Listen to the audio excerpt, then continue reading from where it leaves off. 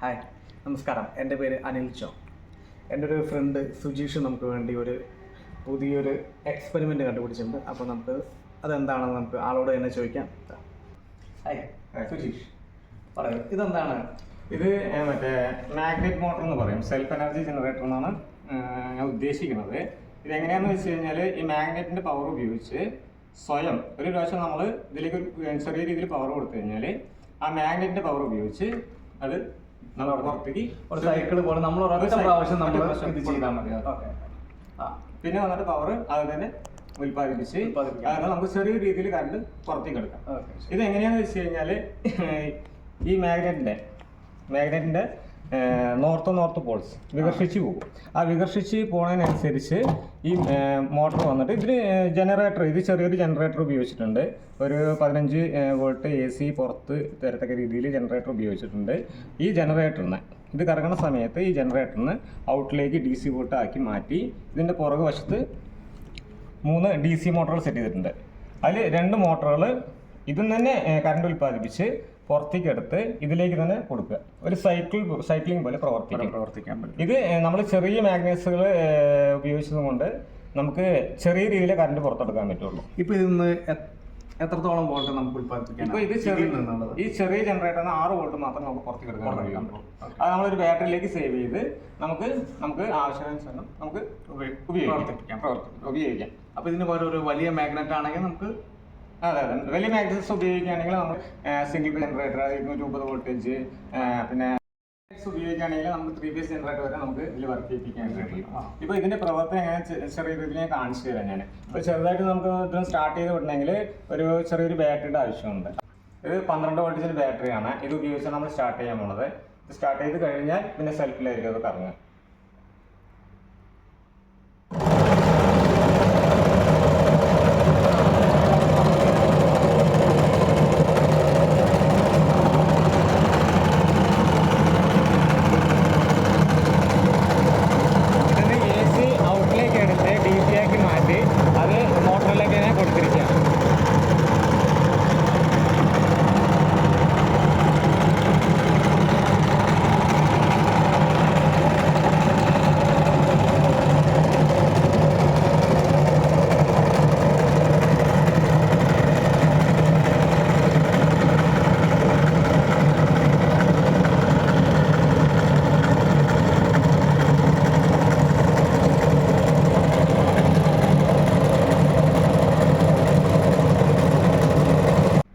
നമ്മൾ ആദ്യം ബാറ്ററി ഉപയോഗിച്ച് നമ്മളിതിന് സ്റ്റാർട്ട് ചെയ്തതിന് ശേഷം ഈ AC ജനറേറ്ററിലേക്ക് വന്ന് വർക്ക് ചെയ്ത് കഴിഞ്ഞാൽ ഇവിടുന്ന് വന്നിട്ട് 15-16 AC വോൾട്ടേജാണ് ഔട്ടിലേക്ക് വരിക.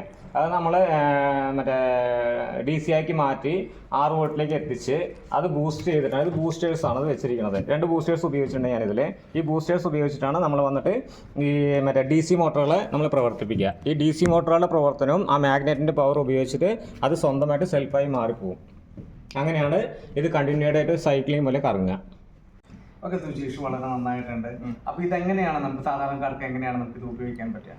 ഇത് നമ്മൾ വീട്ടിലേക്ക് ചെറിയ രീതിയിൽ ഇതിപ്പോൾ വന്നിട്ട് പ്രോട്ടോടൈപ്പ് ആണത്. പ്രോട്ടോടൈപ്പ് എന്ന് പറയുന്നത് ചെറിയ രീതിയിൽ നമുക്കിത് ചെറിയ വോൾട്ടേജ് മാത്രം എടുക്കാൻ പറ്റുള്ളൂ. ഇത് നമ്മൾ വല്ല കമ്പനിക്കാരോ ഇപ്പോൾ വന്നിട്ട് ആരെങ്കിലും നമ്മുടെ അടുത്ത് ഇത് ഏൽപ്പിക്കാൻ ഇങ്ങനെ സംഭവം വേണമെന്ന് ഏൽപ്പിക്കാമെന്ന് വെച്ച് കഴിഞ്ഞാൽ നല്ല രീതിയിൽ കുറച്ചും കൂടി നല്ല രീതിയിൽ പെർഫെക്റ്റ് ആയിട്ട് ചെയ്തിട്ട് നമുക്കൊരു 230 വോൾട്ടേജോ അല്ലെങ്കിൽ ഒരു 12 വോൾട്ടേജോ പുറത്തെടുക്കത്തക്ക രീതിയിൽ കുറച്ചും കൂടി വലിയ മാഗ്നറ്റ്സുകൾ വെച്ചിട്ട് നമുക്ക് മാനുഫാക്ചറിങ് ചെയ്ത് കൊടുക്കാം.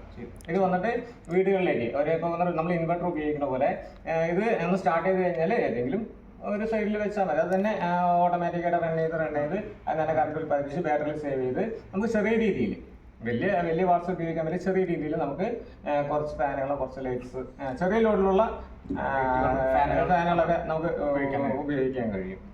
ഇതേപോലുള്ള എക്സ്പെരിമെന്റുകൾ വന്നിട്ട് യൂട്യൂബ് ചാനലിലൊക്കെ നിറയെ കാണാൻ കഴിയും. പക്ഷെ അത് വെറും മാഗ്നറ്റ്സുകൾ വെച്ച് മാത്രം അവർ ചെയ്തിരിക്കണം. മാഗ്നറ്റ്സുകൾ വെച്ചിട്ട് നമുക്ക് വലിയൊരു ഊർജ്ജം ചില സമയത്ത് പുറത്തേക്ക് എടുക്കാൻ കഴിയില്ല. അതിന് വേണ്ടിയിട്ടാണ് ഒരു ജനറേറ്റർ തന്നെ ഇതിലേക്ക് ഒരു ആഡ് ചെയ്തിട്ട് അത് തന്നെ ഞാൻ DC വോൾട്ടേജ് പുറത്തേക്ക് എടുത്തിരിക്കുന്നത്. ഇതാണെങ്കിൽ നമുക്ക് കുറച്ച് പവർഫുൾ ആയിരിക്കും എന്നാണ് എൻ്റെ ഒരു വിശ്വാസം. വളരെ നന്നായിട്ടുണ്ട്. അപ്പോൾ ഇതിനെ മുകളിൽ നിൽക്കുന്ന എക്സ്പെരിമെന്റ്സ് ഇനിയും ഉണ്ടോ? അപ്പോൾ എങ്ങനെയാണ് അതിനെപ്പറ്റി ഇത് വന്നിട്ട് ഞാനിപ്പോൾ എന്നെ ഒന്ന് ചെറുതായിട്ടൊന്ന് സെൽഫ് ഇൻട്രൊഡ്യൂസ് ചെയ്യാൻ വേണ്ടിയിട്ട് ഞാൻ ചെയ്തത്. ഞാൻ കുറേ 15 വർഷം കാലമായി ഞാൻ കുറേ കോളേജുകൾക്കും പിന്നെ കുറേ സ്കൂളുകൾക്കും ഞാൻ എൻ്റെ ആശയങ്ങൾ കുറേ കൊടുത്തിട്ടുണ്ട്. പക്ഷേ ഇത് ഇതെന്നെ സ്വന്തമായിട്ട് വേണം ചെയ്യണം എന്നുള്ളൊരു ആഗ്രഹം കൊണ്ട് ഞാൻ സ്വന്തമായിട്ട് ഉണ്ടാക്കിയതാണ്. ഇതിനേക്കാളും മികച്ചൊരു ആശയം എൻ്റെ മനസ്സിലുണ്ട്. എങ്ങനെയാണെന്ന് വെച്ച് കഴിഞ്ഞാൽ ഫ്യൂവൽ എഞ്ചിൻസ് അല്ലാതെ നമ്മൾ അതിലേക്ക് ഒരു എയർ പ്രഷർ ആഡ് ചെയ്തിട്ട് നമുക്കതിൽ നിന്ന് മൈലേജ് കൂട്ടാം. ജനറേറ്ററിലാണെങ്കിൽ ഒരു പ്രാവശ്യം സ്റ്റാർട്ട് ചെയ്ത് കഴിഞ്ഞാൽ ഫ്യൂവൽ എഞ്ചിൻ വെച്ച് എയർ കംപ്രസ് ചെയ്ത് ആ എയർ കംപ്രസ് ചെയ്ത എയർ വെച്ച് നമുക്ക് വേറെ പിസ്റ്റണിലേക്ക് മാറ്റി ആ പിസ്റ്റൺ വഴി എനർജി ഉപയോഗിച്ച് നമുക്ക് ജനറേറ്റർ നടക്കാം. അതെങ്ങനെയാണെന്ന് വെച്ച് കഴിഞ്ഞാൽ ഞാൻ ചെറിയൊരു ഒരു ഉദാഹരണം കാണിച്ചു തരാം. ഞാൻ ഇതിപ്പോ നമ്മൾ കാറ്റ് നിറച്ചിരിക്കുന്ന 2 ബലൂണുകളാണ്. ഇത് വന്നിട്ട് ഒരു പിസ്റ്റനായിട്ട് നമുക്ക് സങ്കല്പിക്കാം. ഈ പിസ്റ്റൺ വഴി നമ്മളിങ്ങനെ ഒരു പ്രാവശ്യം ഒരു പിസ്റ്റണിലേക്ക് നമ്മൾ ഉപയോഗിച്ച് കഴിഞ്ഞാൽ അടുത്ത പിസ്റ്റണിലേക്ക് അത് ജനറേറ്റ് ചെയ്യും. ഇത് 2 പിസ്റ്റണിലായിട്ട് ചിന്തിച്ച് കഴിഞ്ഞാൽ ഒരു പിസ്റ്റണിന്റെ ഉപയോഗം കഴിഞ്ഞാൽ അടുത്ത പിസ്റ്റണിലേക്കും ഈ പിസ്റ്റണിന്റെ ഉപയോഗം കഴിഞ്ഞാൽ അടുത്ത പിസ്റ്റണിലേക്ക് കയറും. ഇങ്ങനെ വന്നിട്ട് ഈ എയറിന് മാത്രം നമുക്ക് വന്നിട്ട് ഒരു കാരണവശാലും നമുക്ക് ഇപ്പോൾ തീ കത്തിക്കഴിഞ്ഞാൽ നമ്മളിപ്പോൾ എൻജിൻസിലേക്ക് തീയാണ് എൻജിൻസ് വർക്കാണത്. തീ കത്തി കഴിഞ്ഞാൽ ഫ്യൂവലായിട്ട് മറ്റേ പുകയുടെ പുറത്തേക്ക് പോകണം. അതേ സമയത്ത് എയർ ആണെങ്കിൽ എയറിന് വന്നിട്ട് നമുക്ക് അതിൻ്റെ ആവശ്യം കഴിഞ്ഞാലും ശരി അതിൻ്റെ ലോസേജ് ഇല്ലെന്നാണ്. അത് മറ്റേ ലോസേജ് ഇല്ലാതെ അത് പിന്നെയും നമുക്ക് ഉപയോഗിക്കാൻ കഴിയും എന്നുള്ളതാണ് എൻ്റെ ആശയം. അതെങ്ങനെയാണെന്ന് ഞാൻ ചെറിയൊരു രീതിയിൽ ഞാൻ ഡെമോ കാണിച്ചു തരാം. ഇത് നമ്മളൊരു ചെറിയ എഞ്ചിൻ്റെ ചെറിയൊരു സ്ട്രക്ചറാണ്. ഇത് ഫ്യൂവൽ എഞ്ചിനാണ്. ഇത് ഫസ്റ്റ് ഫ്യൂവൽ എഞ്ചിൻ ഇത് നമ്മൾ സ്റ്റാർട്ട് ചെയ്ത് കഴിഞ്ഞാൽ ഇത് എയർ കംപ്രസറാണ്.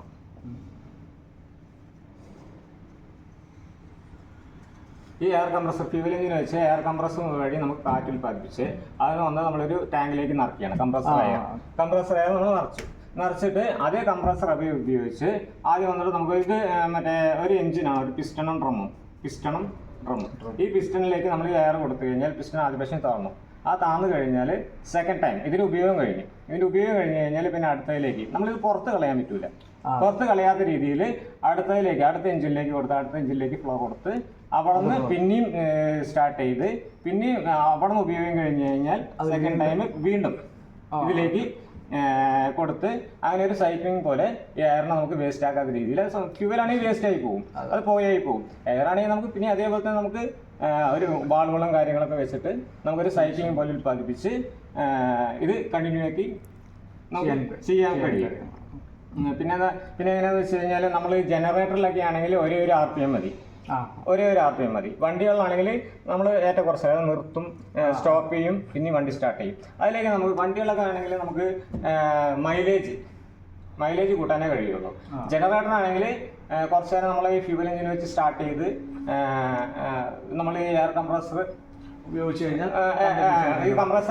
കഴിഞ്ഞാൽ പിന്നെ കണ്ടിന്യൂ ആയിട്ട് ആ എയർ മാത്രം മതി. മറ്റേ വണ്ടികളിൽ അങ്ങനെയല്ല, മൈലേജ് കൂട്ടാൻ ഉപയോഗിക്കാം. ജനറേറ്ററിലാണെങ്കിൽ നമുക്ക് കണ്ടിന്യൂ ആയിട്ട് എയർ മാത്രം ഉപയോഗിച്ചിട്ട് ജനറേറ്ററിങ് ചെയ്യാം. അതിന് ഫ്യൂവൽ വല്ലാതെ ആവശ്യം വരില്ല. ഇതാണ് എൻ്റെ ഒരു ആശയം. ഇത് ഞാൻ പല കോളേജുകളിലും ശരി പല മറ്റേ റിസർച്ച് സെൻ്ററിലുണ്ട് അവരൊക്കെ ഞാൻ ഇങ്ങനെ സമീപിച്ച് ചോദിച്ചിരുന്നു. പക്ഷേ ചിലവർക്ക് വന്നിട്ട് മനസ്സിലാകും, ചിലവരൊന്നും കേൾക്കാൻ പോലും നിൽക്കില്ല.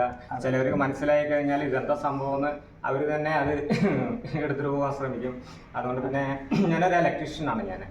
എൻ്റെ വർക്ക് ഇലക്ട്രീഷ്യനാണ്. അപ്പോൾ ഞാൻ വന്നിട്ട് ചെറിയ സാമ്പത്തികമേ ഉള്ളൂ. അപ്പോൾ ഇത് എനിക്ക് ഒറ്റയ്ക്ക് ചെയ്യാൻ കഴിയില്ല. ഇനിയിപ്പോൾ ഇത് ആർക്കെങ്കിലും റിസർച്ചിനെ കുറിച്ച് ആർക്കെങ്കിലും താല്പര്യം ആർക്കും ഉണ്ടെങ്കിൽ അവർ ഇത് കാണുകയാണെന്നുണ്ടെങ്കിൽ അവർ ഒരുമിച്ച് ചെയ്യാനില്ലെങ്കിൽ ആരെങ്കിലും ഇത് ബോധ്യപ്പെടുകയാണെന്ന് വെച്ച് കഴിഞ്ഞാൽ അവർ നമുക്ക് സഹായിക്കുകയാണെന്നെങ്കിൽ നമുക്കിത് പുറത്തേക്ക് ഇറക്കാൻ കഴിയും. ഇത് നമ്മുടെ നാടിനൊരു വലിയൊരു മുതൽക്കൂട്ട് തന്നെ ആയിരിക്കും. തീർച്ചയായും ഇതൊരു ചെറിയൊരു സംഭവമല്ല. ഇത് കേട്ടിടത്തോളം വളരെ എനിക്ക് തോന്നുന്നു ഇത് പുതിയൊരു ആശയമാണ്. ഇതിന് മുൻപ് ഒരാളും ഞാനിത് എവിടെയും കേട്ടിട്ടില്ല. അപ്പോൾ തീർച്ചയായും അപ്രിഷിയേറ്റ് ചെയ്യപ്പെടേണ്ട ഒരാളാണ്. അപ്പോൾ നിങ്ങളുടെ സപ്പോർട്ടാണ് സുജീഷിന് ആവശ്യം. സുജീഷിനെ പോലെ ഒരുപാട് ആളുകൾ ഇവിടെ ഉണ്ടാകും. അപ്പോൾ നമ്മൾ സുജീഷിനെ സപ്പോർട്ട് ചെയ്യുക. അപ്പോൾ ഇങ്ങനെയുള്ള ആശയങ്ങൾ നമ്മളിങ്ങനെ നമ്മുടെ സമൂഹത്തിലേക്ക് വരുമ്പോൾ അതിനെ ആർക്കെങ്കിലും ഉയർത്തിക്കൊണ്ടുവരാൻ താല്പര്യമുണ്ടെങ്കിൽ അങ്ങനെയുള്ള സപ്പോർട്ട് ചെയ്യുക, കോൺടാക്ട് ചെയ്യുക. തീർച്ചയായും. Okay, bye. Thank U.